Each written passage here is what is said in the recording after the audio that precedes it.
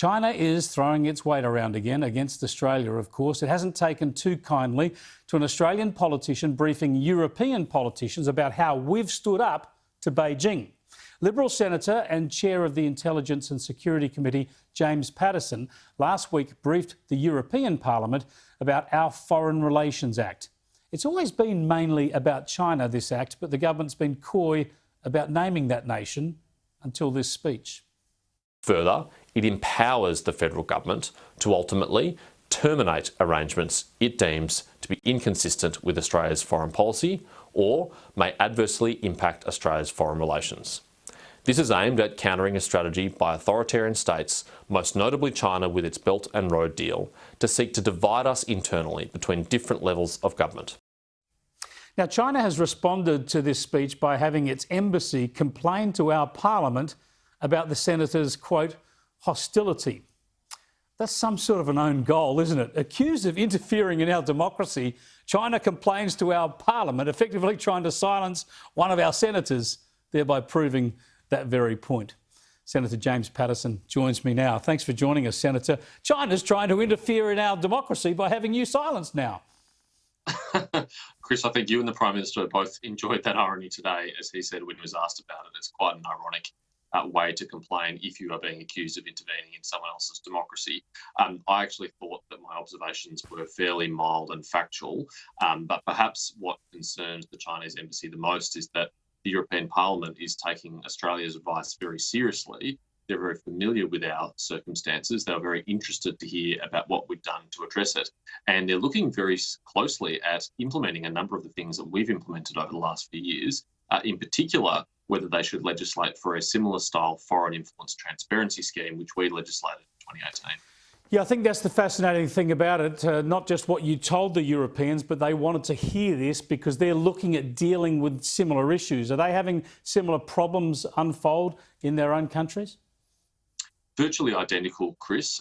Authoritarian states, in the case of Europe, China, but also Russia and others, are seeking to divide them internally, to weaken them internally, and to take advantage of our great strength as open societies, as free societies, but which authoritarian societies see as a weakness, which is our willingness to tolerate diverse points of view and open and free debate, and to have a contest of ideas where it's perfectly acceptable to argue anything you wish. All that we've done in return is to seek to underpin those values, protect those values, by requiring transparency from those who participate in those public debates. You can, in this country, argue on behalf of the interests of a foreign government. You can even be paid by a foreign government to do so, but you just can't do it covertly. You have to be open and honest and transparent and declare it. And if you do, people can take into account your point of view accordingly. Now, tell us about this letter from the Chinese embassy trying to shut you down, a letter to the Parliament. What's the process there? There's nothing that could or should flow from that, is there? No, thankfully, our Parliament has no power to regulate the individual actions and speeches of individual parliamentarians, and that's a very good thing, and nor should we ever give the Parliament that power. So it's a futile complaint in that sense, and perhaps it indicates a misunderstanding of the Australian parliamentary system, or perhaps it's the embassy in China, of China in Canberra, seeking to do what it assumes its masters in Beijing would want it to do, which is object strongly when there is any criticism of the Chinese government. Yeah, it would be a great problem, of course, if there was something wrong with an Australian politician telling the European politicians about what we're doing in this country to deal with similar issues. As you mentioned, the Prime Minister responded on this today. Let's have a look at what Scott Morrison said. Well, I'm not going to sell out Australia's free speech. It's never going to happen. Australia is a free country where you can speak your mind, and under our government you can be very sure that will be retained and always stood up for in whatever forum is necessary.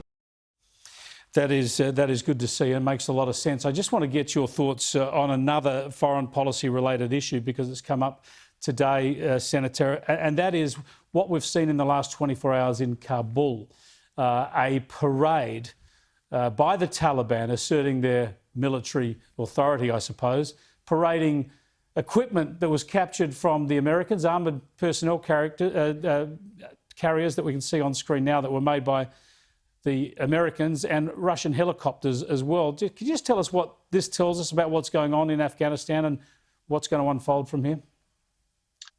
Chris, unfortunately, many of the fears that we all held following the US-led withdrawal from Afghanistan have been realised, which is the Taliban have very quickly consolidated control, and that they are using and appear to intend to use that to very much exert themselves over the population of Afghanistan.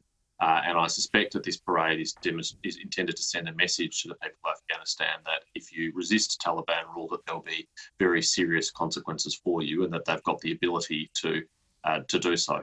That is a very unfortunate thing. That is a very sad thing for the people of Afghanistan, who have suffered under 20 years of war, and before that, decades of Taliban rule, and unfortunately are back under that rule again. Senator, thanks so much for joining us again today.